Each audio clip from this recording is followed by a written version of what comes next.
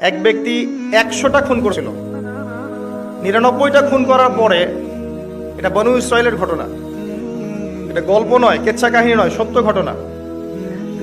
সে তওবার সুযোগ খুঁজছে, তওবা করা যাবে কিনা।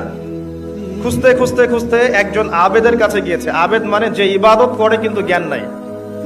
দুই রকম মানুষ থাকে মুসলিমদের মধ্যে, একজন এক শ্রেণী আলেম যারা জানে এবং জানা অনুযায়ী আমল করে, আর এক শ্রেণী হচ্ছে খুব একটা জানে না কিন্তু দেখা দেখে আমল করে, এদেরকে বলা হয় আবেদ।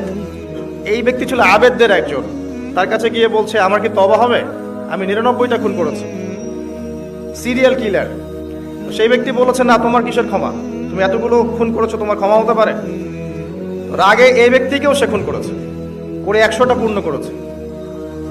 এরপরে আরেকজনের সন্ধান পেয়েছে যে একজন আলেম, তার কাছে গিয়ে তওবার সুযোগ খুঁজছে।